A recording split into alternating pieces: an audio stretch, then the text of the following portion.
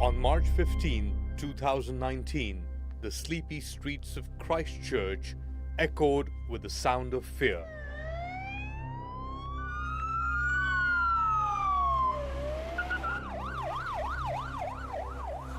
"50 men, women and children were killed by one man just before Friday prayers." But this story isn't just about the Australian man charged with their murder. It's about surviving New Zealand's worst terror attack. A story of how communities came together when it mattered most to love and honor each other.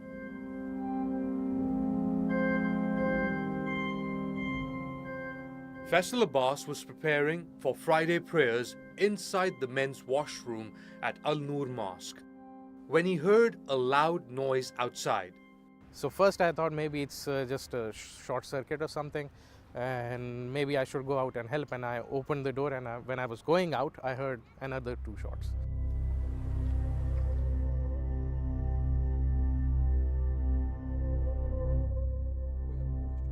Ayman Jabala was down the hallway waiting to pray in the main hall. When I heard the first shot, being the facility manager, I started to think it must be a neon light bulb that went off. But then I heard the second shot, and I was still in denial, and some people were running straight. I don't even know who was running straight. Honestly, all I was caring for was myself at that point. And there was the right-hand side wall. I looked at it and I jumped right over it.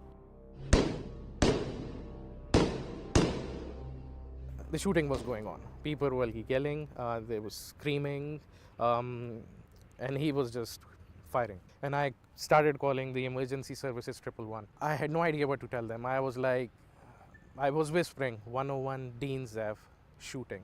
And it was really hard for me because I can't whisper. So it was really difficult. You froze? Yeah, I was. I was not moving at that time. I was literally, the phone was in my hand and my mouth was literally close to the mic. Leaving the dead and dying behind, the gunman would turn his attention to those innocently walking on the streets. Yasir Amin and his 67-year-old father Muhammad were making their way to Al Noor when they saw a silver hatchback approach. The killer, maybe he was just 20 meters away from us. We were running away, and after 3-4 seconds, I just sat down on the ground and turned back. I noticed when he drove away the car. I went back to my dad because by that time I wasn't sure if he got any bullet or not. But when I saw him lying on the ground, and there was lots of blood around his body.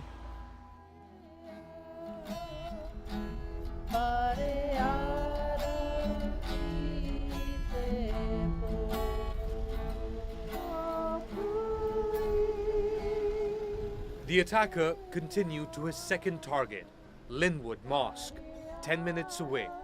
There, he would meet resistance that saved lives. Abdulaziz Wahabzada, originally from Afghanistan, was inside the mosque when he heard gunshots. I just ran outside and there was a F-POS machine on the table. I just grabbed that one. I ran to front of the mosque and I see one man is parking his car just at the front of the driveway, and he just starts swearing at me when I just throw that F-POS machine on him. The gunman started shooting at Aziz, who ran around the back of the mosque. There, he found a weapon next to a dead body. I just picked that shotgun up, pulled the trigger, there was no bullet in it. I didn't want him to go inside the mosque because we had a lot of people, young, old. Aziz said there were up to 80 people inside Linwood Mosque when it was attacked. Then I heard some more shot coming from inside the mosque. I had the shotgun in my hands. I don't know if the guy see me or he didn't see me. He dropped his gun, he ran, and I ran behind him. I threw that shotgun like an arrow on his car and smashed his window. And that time I could see he got frightened.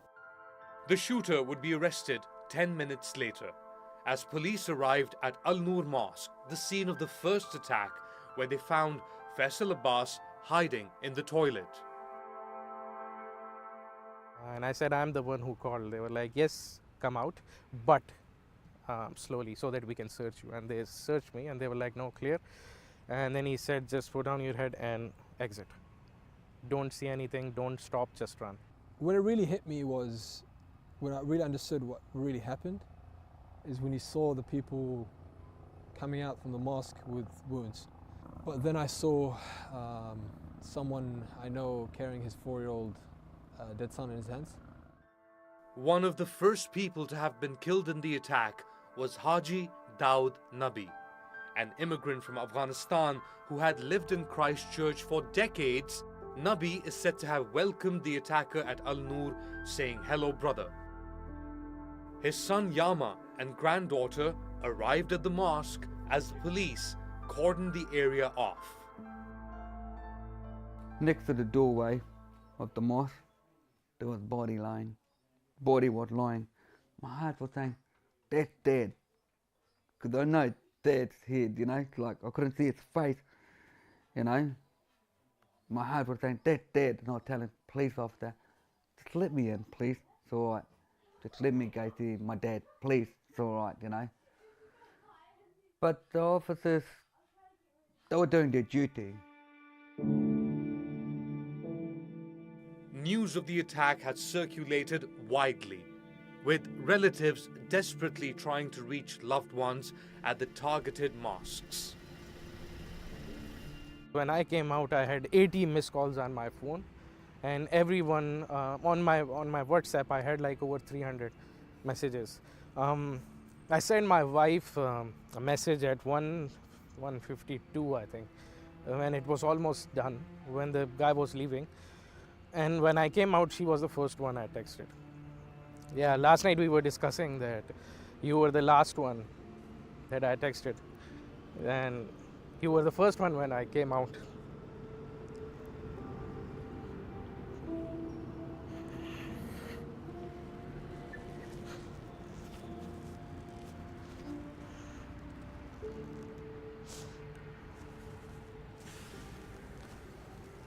Excuse me. So I explained it to her that you were the last one because I wanted to make sure that I am alive. And I wanted to not know till I tell you I'm alive. While Faisal was able to reach his wife, on the other side of Hagley Park, Khushbu Vora was anxiously trying to reach her husband Ramiz and his father Asif Vora. I just continuously call my husband, but he's not responding my call that time. So I thought like maybe his mobile was in a car or something like that. I'm trying to call my husband, that like he just picked the phone or like he just messaged me that I'm all right, like, but he's not responding that time. So I was little angry as well, why he's not responding me, because it's not happened before as well, like they are not responding my call. Like if they can't respond, at least they just message me that I was here, that's why I'm not responding your phone. But that he's not even responding my call and like my message as well.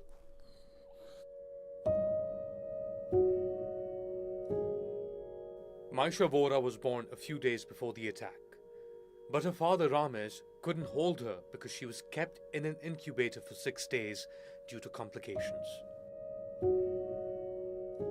And they are not giving any news or anything to us, and I have to stay 2 nights with my baby because I have to like feed her. I feel somewhere like it's something happening. They are like hiding something for me.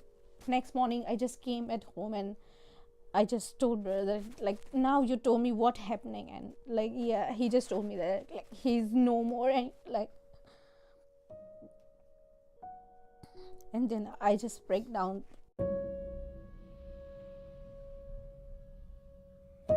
Khushbu Vora wasn't the only one left in the dark that day.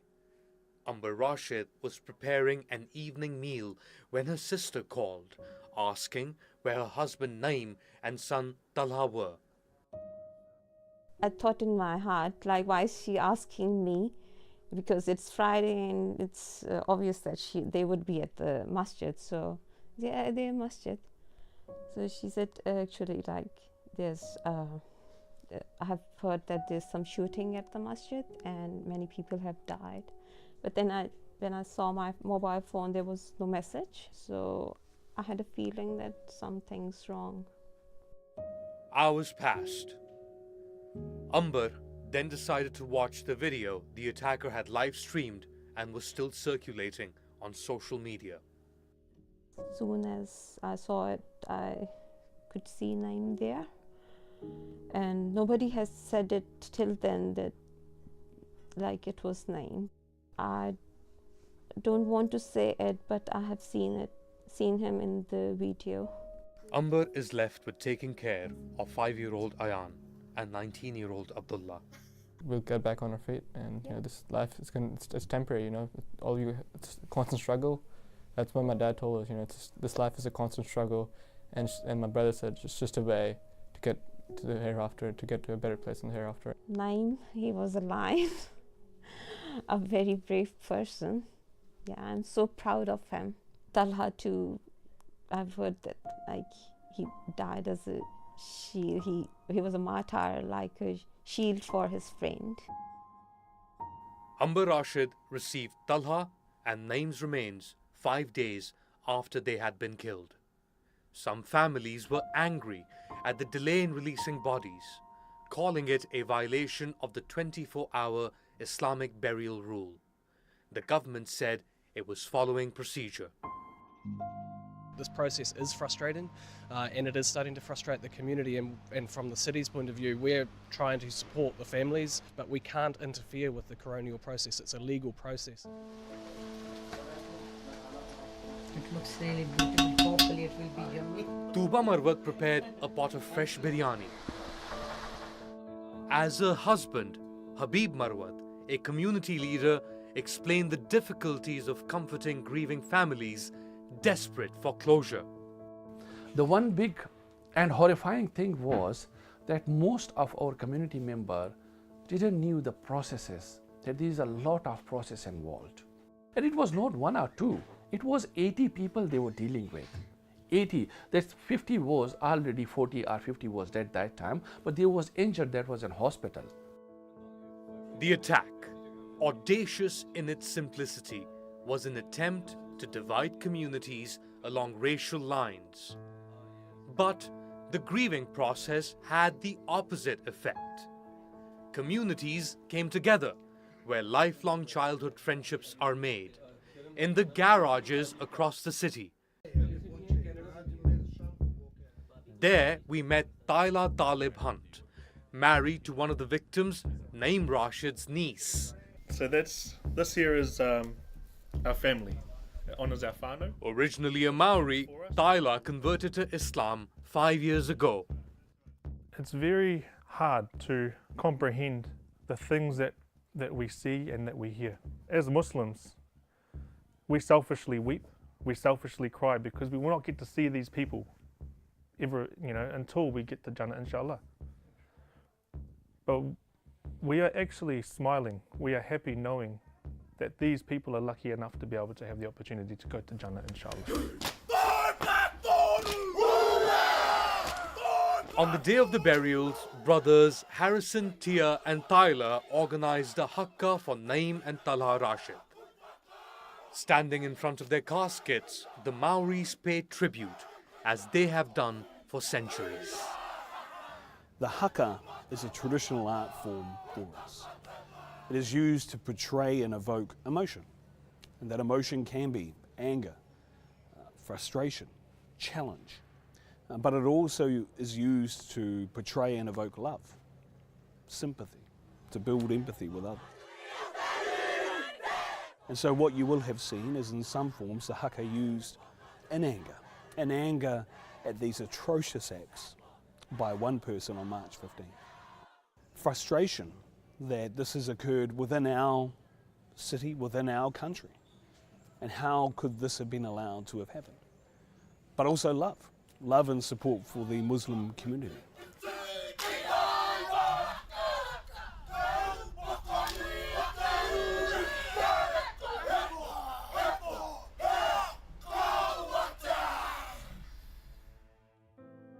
The grieving took many forms. Thousands paid their respects with flowers and handwritten notes. The message was clear. New Zealand rejected the violence perpetrated on March 15th. It was a sentiment articulated by New Zealand's Prime Minister. Wearing a Muslim headscarf, Jacinda Ardern became a symbol of resilience and comfort in the face of despair.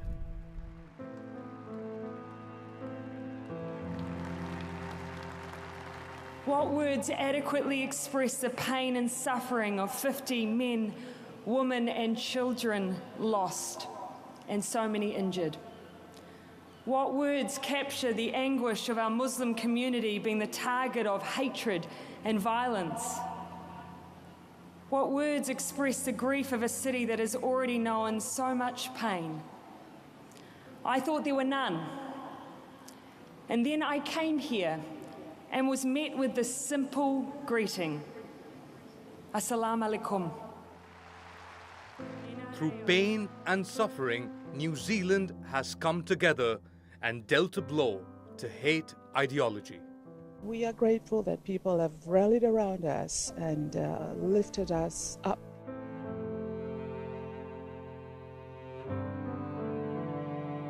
It's important for us to come here to give them some closure and just to respect them.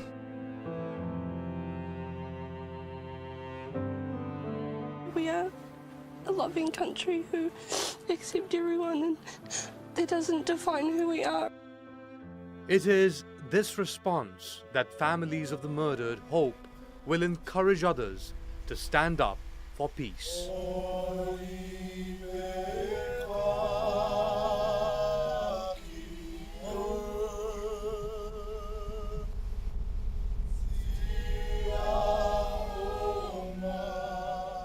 What the killer doesn't know is he's gravely mistaken if he thinks that we will retaliate with violence.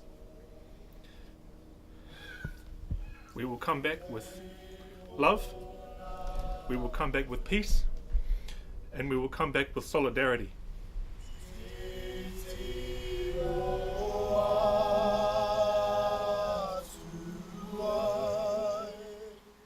We cannot allow that kind of violence, that kind of racism, that kind of Islamophobia to exist. We will not allow it. And everyone in New Zealand has tried to show that and make that clear to the world. And I hope that the world has seen that. I hope the world respects that. And I hope the world changes simply because of what we have shown over the last week and 2 days.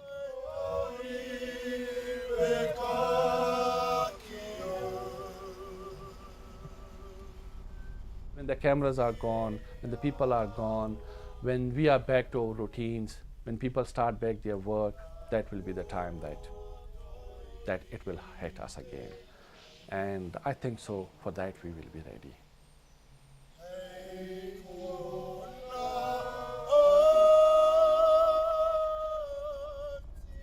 I feel sorry for the attacker, because he had hate in his heart.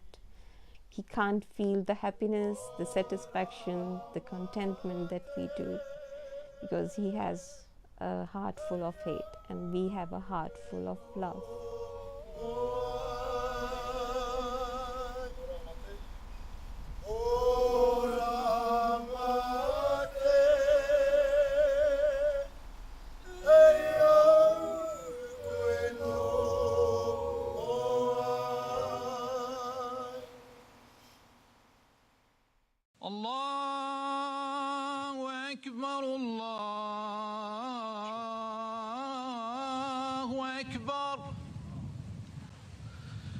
أشهد أن لا إله إلا الله